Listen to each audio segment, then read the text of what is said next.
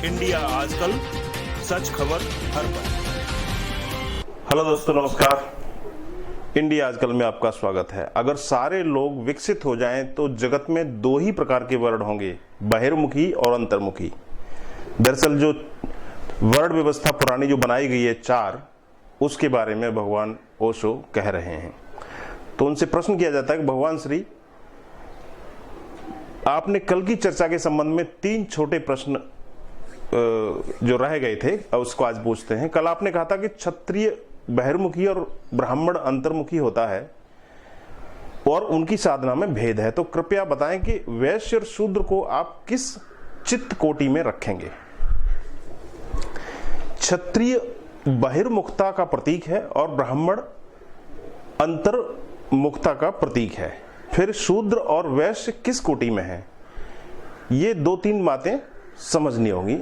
ओशो इस बारे में कहते हैं, अंतर्मुखता अगर पूरी तरह से खिल जाए तो ब्राह्मण फलित होता है और अंतर्मुखता अगर खिले ही नहीं तो शूद्र फलित होता है। बहिर्मुखता पूरी तरह खिल जाए तो क्षत्रिय फलित होता है और बहिर्मुखता पूरी तरह से खिले नहीं तो वैश्य फलित होता है। इसे ऐसा समझिए कि एक रेंज है अंतर्मुखी का और एक श्रृंखला है, एक सीढ़ी है। अंतर्मुखता की सीढ़ी के पहले पायदान पर जो खड़ा है वह शूद्र है और अंतिम पायदान पर जो खड़ा है वह ब्राह्मण है। तो बहिर्मुखता भी एक सीढ़ी है, उसके प्रथम पायदान पर जो खड़ा है वह वैश्य है और उसके अंतिम पायदान पर जो खड़ा है वह क्षत्रिय है। यहां जन्म से क्षत्रिय और वैश्य और शूद्र की मैं बात नहीं कर रहा हूं, मैं व्यक्तियों के टाइप की बात कर रहा हूं। ब्राह्मणों में शूद्र पैदा होते हैं और शूद्रों में ब्राह्मण पैदा होते हैं, क्षत्रियों में वैश्य पैदा हो जाते हैं और वैश्यों में क्षत्रिय पैदा हो जाते हैं। यहां मैं जन्मजात वर्ण की बात नहीं कर रहा हूं, यहां मैं वर्ण के मनोवैज्ञानिक तथ्य की बात कर रहा हूं।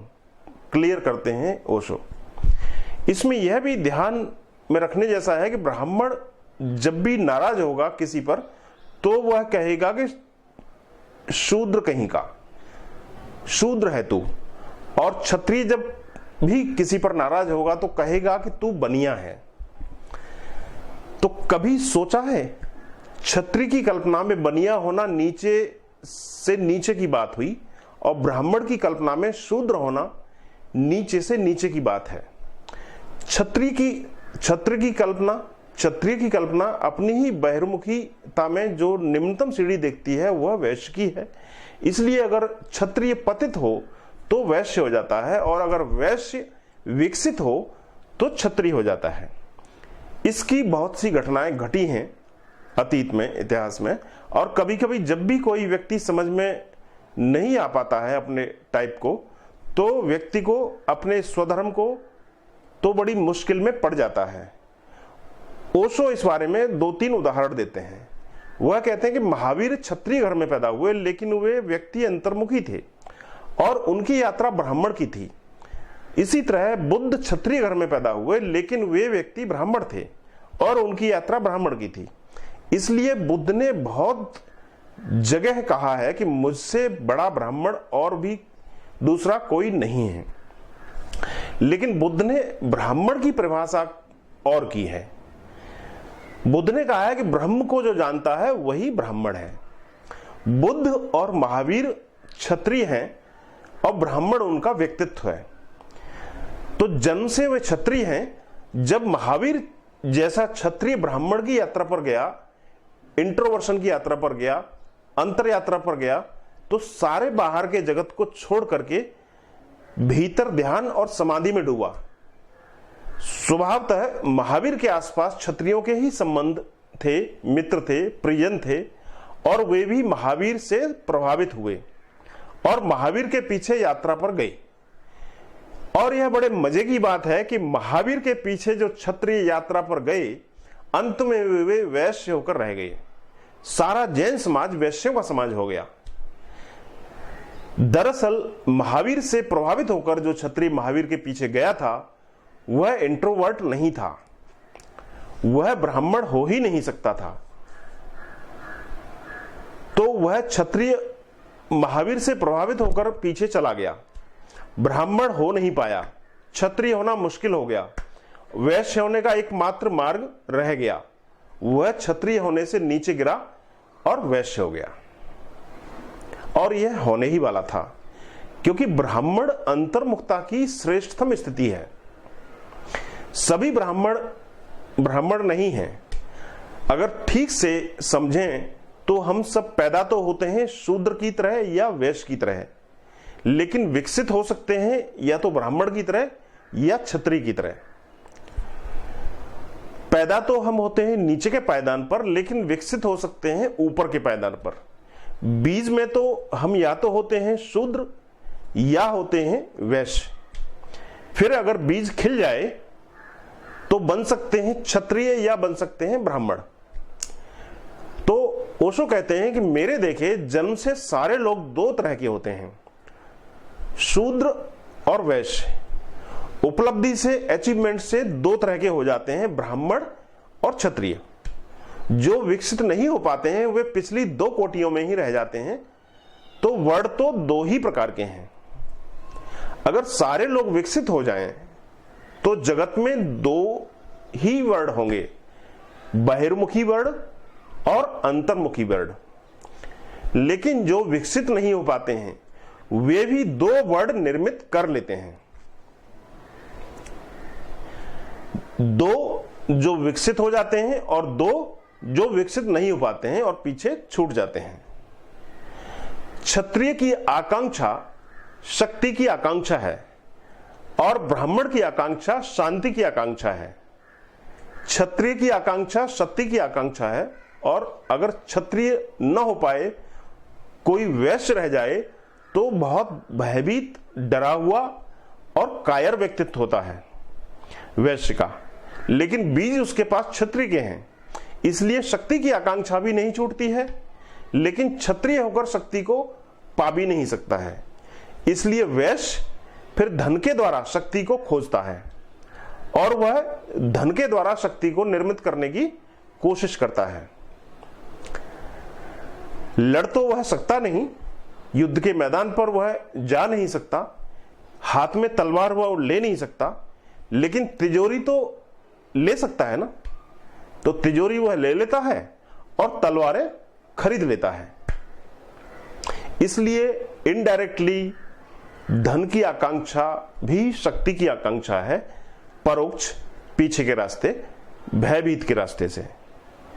तो ब्राह्मण होने की आकांक्षा शूद्र में भी होगी ही। बीज उसके भीतर है अंतर्मुखता का। अगर वह विकसित हो तो वह पूर्ण रूप से अंतर्मुखी यात्रा पर निकल जाएगा। अगर वह विकसित न हो तो सिर्फ आलस में खड़ा रह जाएगा। बहिर्मुखी हो न पाएगा, अंतर्मुखी होगा नहीं, तब बीच में वह खड़ा रह जाएगा। आलस, तमस, प्रमाद उसकी जिंदगी हो जाएगी और बाहर की यात्रा पर वह जाएगा नहीं।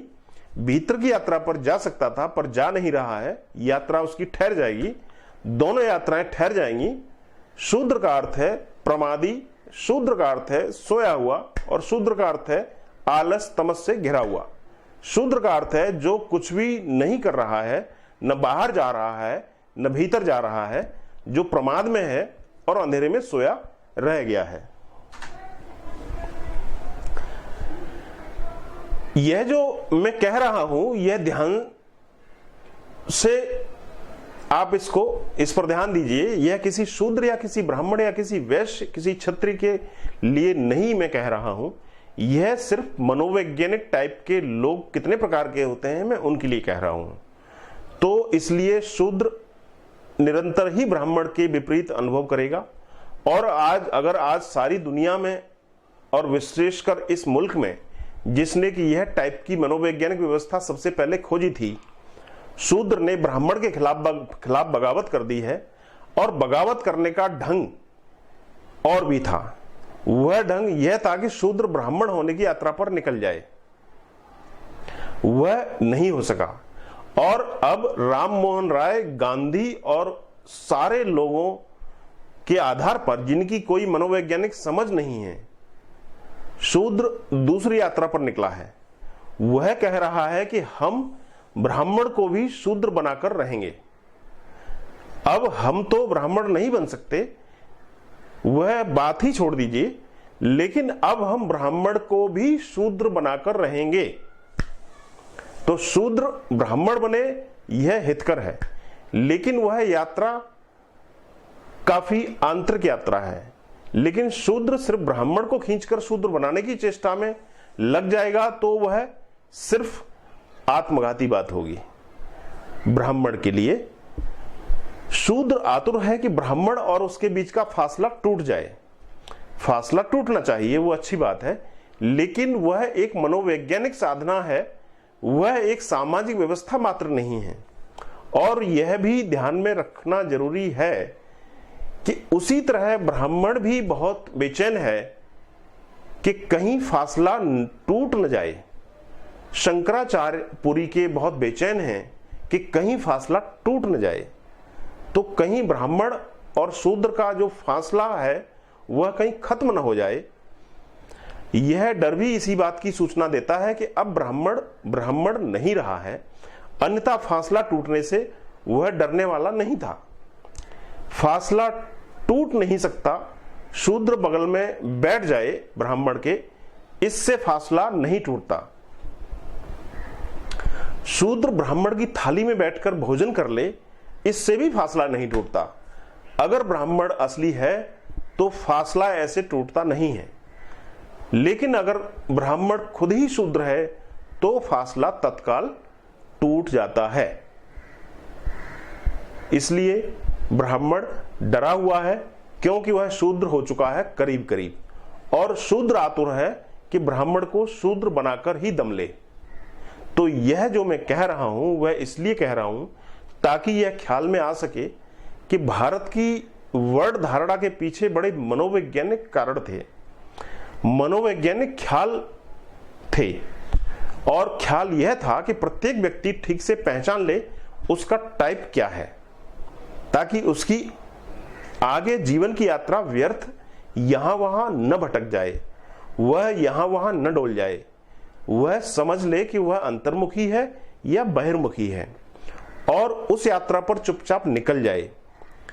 एक क्षण भी खोने के योग्य नहीं है आपके पास, और जीवन का अवसर एक बार खोया जाए तो न मालूम कितने जन्मों के लिए आप उस क्षण को खो देते हैं। व्यक्तित्व ठीक से पहचान कर साधना में उतरे, यह जरूरी है। इसलिए मैंने कहा अगर आप बहिर्मुखी हैं तो या तो आप वैश्य हो सकते हैं या आप क्षत्रिय हो सकते हैं, और अगर आप अंतर्मुखी हो तो या तो आप शूद्र हो सकते हैं या आप ब्राह्मण हो सकते हैं। ये जो पोलैरिटीज हैं, यानी ये ध्रुवताएं हैं, ये सिरे हैं, जो ये शूद्र होना तो प्रकृति से ही हो जाता है, ब्राह्मण होना उपलब्धि है, वैश्य होना प्रकृति से ही हो जाता है, और क्षत्रिय होना उपलब्धि है। तो दोस्तों ये प्रवचन ओशो का गीता दर्शन अध्याय 3 से प्रवचन दूसरा। मिलते हैं किसी ऐसे ही प्रवचन के साथ में जल्दी ही आपके सामने। तब तक आप देखते रहिए इंडिया आजकल, सच खबर हर पल। नमस्कार, धन्यवाद। इंडिया आजकल, सच खबर हर पल।